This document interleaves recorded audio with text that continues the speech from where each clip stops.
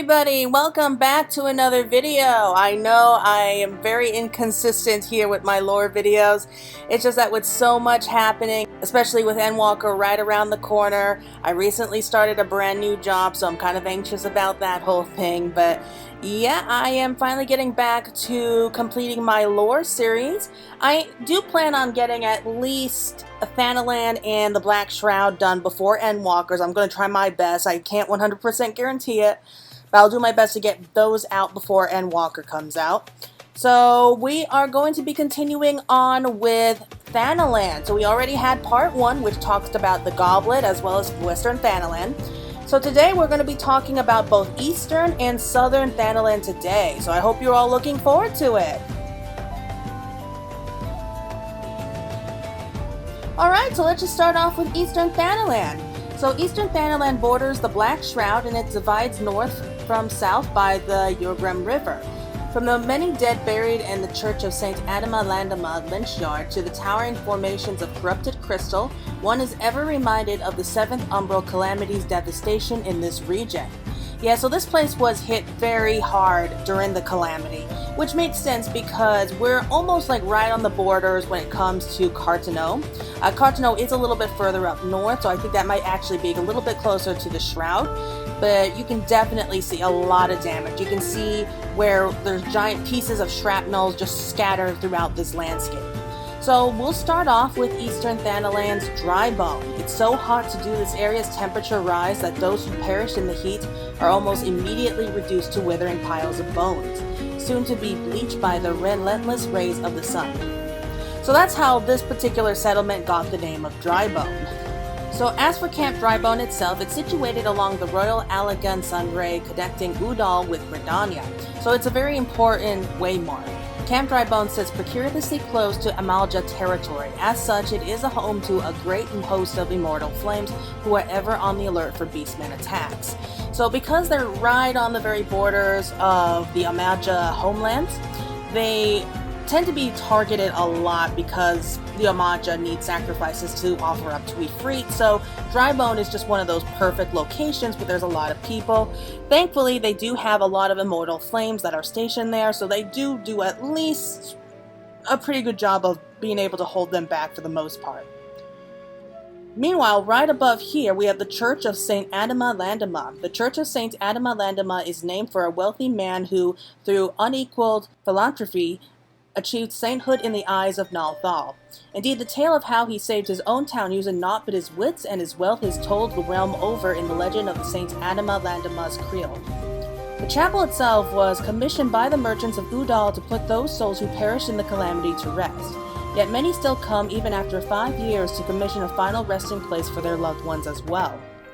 So this church is actually very important. Despite its rundown appearance, it was built in honor of all the many people who died in Thanalan during the Calamity. So you can actually see many graveyards scattered about. It is a bit woebegone because of years of neglect. I mean, there's a lot of people that are coming all the time, and there's only so many people of the church that are able to help at once, sadly. But if we move up a little bit more to the northern region, you see these giant ruins known as the Invisible City. If not for the gaping rent torn open by the Calamity, these ancient ruins buried underneath nearly a malm of solid rock may have gone undiscovered for another 1,000 summers. Scholars sent to Highbridge to study the sites are currently of a mind that the structures are not a city, but in fact a tomb of Lalafu To IV, the famed Sultan of Baladia. How they came to be buried is a question the scholars have yet to answer. I'm guessing that after several centuries of sandstorm, dust storms, it could have accidentally gotten buried, but it was just revealed by the Calamity. Alright, moving up here, we have the Golden Bazaar. This was once another waypoint for travelers making the road between Gridania and Udal. However, the rise of both Camp Drybone and Highbridge have pretty much rendered this once prospering hamlet a ghost town. Rumors of mithril deposits in a nearby mountains and treasures in the ruins of the Invisible City, however, are making work to rekindle this dying ember. So at one point, the Golden Bazaar was the only waypoint that they had between Gridania and Udal. So once Camp Drybone and the Highbridge were created, there was really no point in going to the Golden Bazaar anymore, especially since it is kind of out of their way. But moving down further south, we have what's known as the Sand Gate. On particular windy days, sand from the Sagolii Desert is carried up from the south and deposited at the foot of the Great Way into the harsher lands. So first off, we have what's known as Halatari.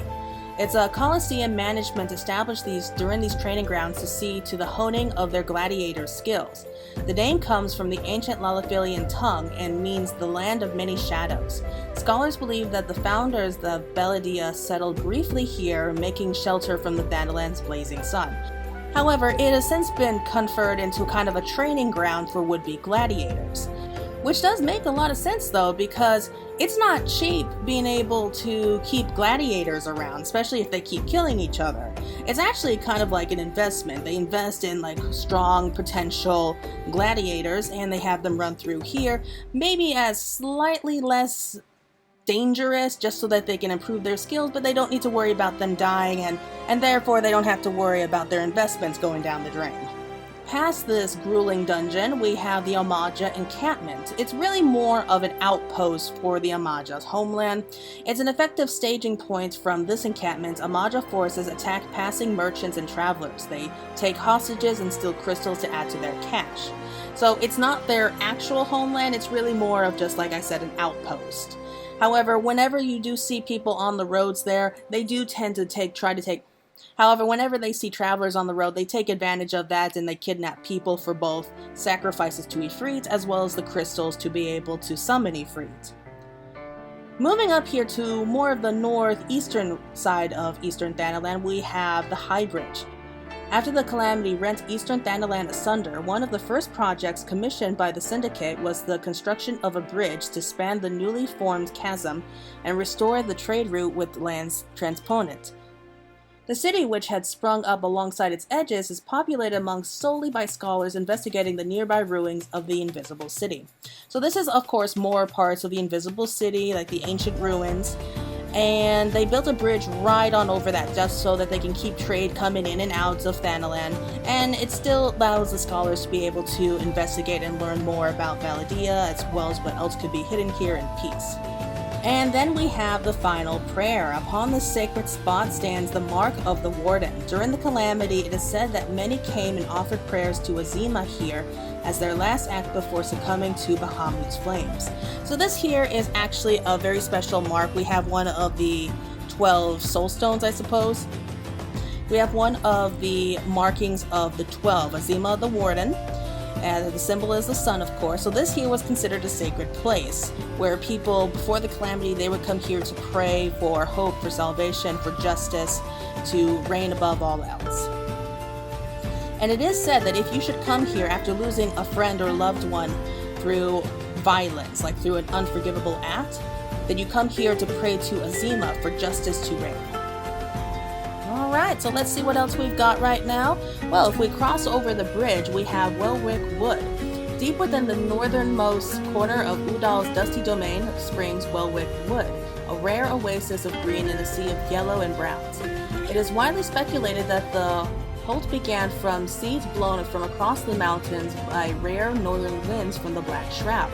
So all these trees here, like all these beautiful shrubs and greenery, are actually courtesy of the Black Shroud, which had been able to blow in like a few seeds here and there over the centuries.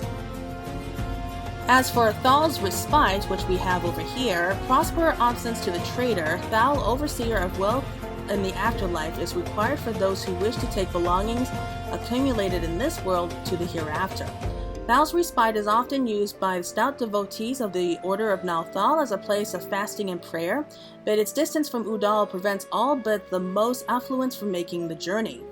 So it is said that if you pray to Thal, then you can take a lot of your wealth from this life and carry it over into the afterlife.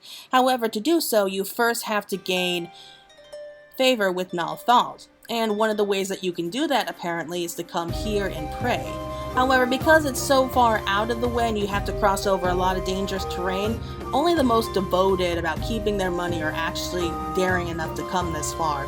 Finally, for Eastern Thanalan, we have what's known as the Burning Wall. Once it was an inescapable precipice severing Eastern Thanalan from the Great Wake. The Burning Wall earned its name for the deep red glow it would emit each evening as the sun sets. However, since the calamity, the cliff no longer exists. Instead, it lies in a sheer queer forest of fiery crystalline sentials and malformed creatures shunned by nature itself. Among these, we have Burgundy Falls. From Alabathia's spine, waters run southwards through to Twelveswood and grow into a roaring river that plunges downward into a recently torn ravine at Burgundy Falls. Sunlight reflected from the burning wall crystalline formations grant the cascade its unique shade of red. So, at one point, the burning wall was all put up on top of a tall cliff. However, of course, once the calamity struck, the cliff collapsed and basically everything fell to the bottom of the ravine. There is still a kind of narrow pathway that you can take to be able to travel through it, and if you travel all the way to the bottom, you can actually see, especially when the sun goes down, everything change color to more of this golden color to more of the fiery red. Okay, so those are all the important landmarks that we have here in Eastern Thanalan. So we're now going to be moving on to Southern Thanalan, which of course is much further down south. However, you can get down there from here. Okay, the southernmost reaches of Thanalan. This region conjoins with the Sagolii Desert to the south and the Great Wake to the east. This territory has a certain reputation, as the Almaja believe that these scorched plains to be hallowed grounds, and have made countless armed attempts over the ages to fight and claim the lands in the name of their god Ifrit. So out of all the places that we have here in Thanalan, I would say that the Southern Thanalan is probably one of the larger ones, if only by a little bit. This place has a lot of landmarks, however it can also be separated into one of 4 different pieces, I suppose we can call it. We'll start off with Broken Water, which is a little bit more to the northern reaches of Southern Thanalan. So when early settlers first found a source of water in this parched region, they rejoiced. They were far less pleased to learn that it was unclean and undrinkable, and expressed their displeasure by naming the place Broken Water to warn those who would follow. It's here in this place we have 4 landmarks. We have Little Alamigo, the Sculpture, the Sunken Temple of Karn, and the Ring of Ash. So starting in order, Little Alamigo. After being rejected by the elementals of the Twelveswood and unable to adapt to Udon custom, Alamigan refugees eventually settled in southern Thanalan. In exchange for supplies, the residents allow the immortal flames to be able to maintain a presence, and Little Alamigo now serves as a spot whence to watch the movements of the Almaja. So not exactly a prosperous place, it's really more of a hovel. And this is just where a lot of the refugees were forced to come after they were pretty much rejected everywhere else. So they pretty much had to live in these dark caves trying to survive in the desert, which is already tough enough. Moving on to the Sepulchre. This is actually the hideout of the Corpse Brigade. It was once a proud arm of the Alamigan army. So the Corpse Brigade was actually once a well-respected part of the army. It was like a very special unit that they were able to send out and take care of all these kind of problems for the people. They were once seen as kind of like the Immortal Flames. They were seen like as heroes. However, because they supported the Mad King Theodoric, the people quickly turned on them and they don't want anything to do with them now. So without any other kind of home or places to go, they pretty much just turned into common bandits. However, right next to those we have what's known as the Sunken Temple of Karn. Many scholars of ancient Beledian civilizations claim that this twisting labyrinth of complex chambers is to be a place of worship dedicated to the sun goddess Azima. Recent diggings, however, have uncovered older chambers buried deep beneath the sands and containing relics not of the 6th astral era, which suggests that the temple may have been built by different people much earlier. So I'm not sure about that. It is possible it could have been built by a different civilization at some point earlier on, and maybe the city of Beledia was built over it. Hard to say for sure. But also, we have the Ring of Ash. So the Ring of Ash is home to the Brotherhood of Ash. It's a band of Almaja warriors who find no virtue in unthinking obedience to the primal Ifrit. Instead, they train night and day to hone their skills to defeat their mortal foes, the Flame Fangs. Like with a lot of other beast tribes that we've experienced, we have those that are kind of corrupted, they're tempered by gods, and so they're pretty dangerous. They tend to attack anyone who comes near them. The Brotherhood of Ash, however, aren't tempered. They are proud warriors. They don't delight in the idea of kidnapping people. They respect Ifrit's power, but they don't serve him, if that makes sense. So these are actually considered to be really good allies, especially once you play through the Almaja Beast Tribe questline. Okay, so moving on to the next part, we have Zanurak. So this is actually more of a home to the Almaja, so this is part of their ancestral homeland. So the name Zanark means land of indomitability in the Almajan tongue. So it's actually the main dominion of the beast tribes in practice, if not in name. The word is thought to have a particular significance since Ifrit first appeared to the beastmen in ages past. So here we have the Circle of the Tempered. So those souls who have been cleansed by Ifrit's flames, in other words, they've been made into tempered thralls, come here to settle in this village.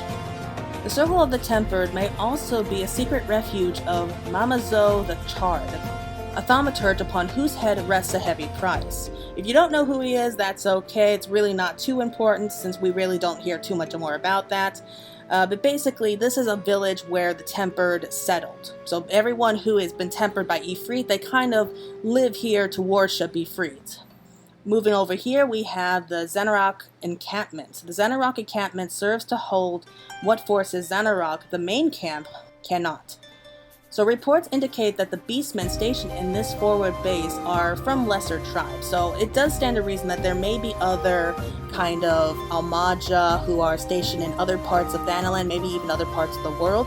This here is part of an encampment where maybe those who aren't as important or maybe not as powerful, they kind of are put here because there's really nowhere else to go. And finally, we have Zanarok Altar.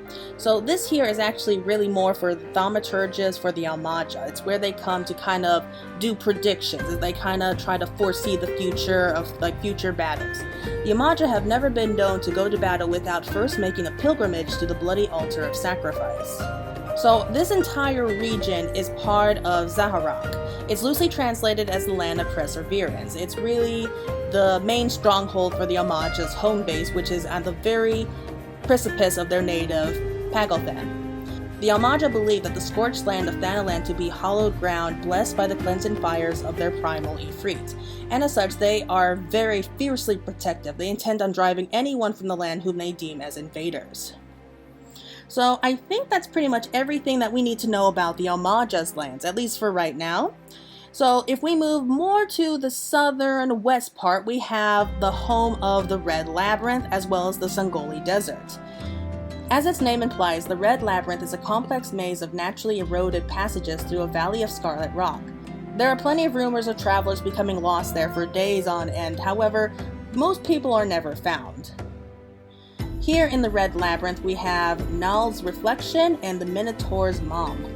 So, in Nal's Reflection, an overseer of wealth and commerce upon the corporal plane, it is believed that through reverent worship of the traitor Nal, one will reap immeasurable fortune in one's living years. Prince and pauper alike used to make pilgrimage to this remote piece of prayer in search of prosperity, at least until the Milivan Skarsisam opened a new toll-based temple within Udal. So that great big temple that we see here in Udal, that was actually built to spare people the long voyage of being able to travel to this particular spot. Not really sure if it's going to help them find any more prosperity if they went there instead of traveling all the way out here to southern Thanalan, but hey, you gotta give them points for efficiency. There's also the Minotaur Malm. Local legend has it long ago a young goat herd led his pack to water at Forgotten Springs and was set upon by a giant minotaur and was chased a full malm through these caves. There's yet to be a second sighting of the creature, but the stories are enough to frighten away most who would consider passage through this trading post used by the 77 caravans. So I'm not entirely sure if that part is true. We do know that minotaurs do exist, so there is a chance that it might be in there somewhere. I mean, if people get lost in there for days on end, it's not unthinkable that a dumb creature like a minotaur could have gotten lost there. Alright, and finally let's move to the last part of southern Thanalan, which is the Sagolii Desert. The Sagolii Desert can prove a harsh mistress for anything living, and Udal makes use of the place only to banish the worst of their criminals. The Almaja, on the other hand, believe it has been cleansed by holy flame, and the young and unbloody test themselves on the great worms who swim beneath its sun-baked sands. Okay, so in this part of the desert, there's really only two landmarks that you really have to keep an eye out. The first is known as Forgotten Spring. This is the village where dwells the Yule tribe of the Mikote, who live on the waters from the oasis and game from the Sagolii Desert. In times past, it was a stop for traders on the road to Camp Deadwind, a southernmost part of Aldenard. However, after continued pirate attacks sent the coastal area into decline, fewer and fewer traders passed through the springs, and now Udal has all but forgotten it exists. So I guess that's where they come up with the name of the Forgotten Springs. If nothing else, the U tribe is able to live here in relative peace aside from the occasional Amaja attacks. And finally, we have Brightguard's Strike. According to the Sons of St. Coinach, the Sagolii Desert was once a verdant sea of lush plains capable of sustaining great civilizations, as is evident by the Alagun ruins recently discovered in the area. So now a massive drilling device designed to crack the rock beneath the sands and reveal the secrets beneath have long been in construction of the site, this awe-inspiring structure being given the name of Brightguard's Strike. So yes, this place apparently used to be beautiful grassy plains, and the Alagons were able to grow and plant many different types of plants that helped sustain their giant ever-growing empire. So the Sons of St. Coinach, which are really more of archaeologists, they're trying to dig up more about this ancient past and see what they can learn from it. And so hopefully by digging through like this thick layer of dirt underneath all that sand, they can be able to crack open the shell and learn more about these ancient ruins. Okay, so I think that's just about it. That's everything that we really should need to know about both Eastern and Southern Thanalan. So those are all the major waymarks, all the important landmarks, everything that we kind of need to know just as a basic history for these two regions. So I hope that everyone here enjoyed it. We will be moving on to the final part of Thanalan, which is going to be talking about both Central Thanalan as well as Northern Thanalan. So once those two areas are finished, we're going to go straight off into the Black Shroud. We're going to be doing a separate video strictly for Gridania, and then we'll be doing a couple videos about the Black Shroud. Hopefully we'll be able to get all of these out before Endwalker comes out. I will do my best to get all of that finished. So once Endwalker's finished, I will go back to doing more lore videos, and I will be starting off with Ishgard immediately after that. Anyway, everyone, that's going to be it for right now. Thank you all so much for watching. I hope you all enjoyed it, and you're going to be looking forward to when I get the next part, the final video for Thanalan, which will be going up as soon as possible. So until then, everyone, thank you again for watching. This is Fantasy Girl signing out.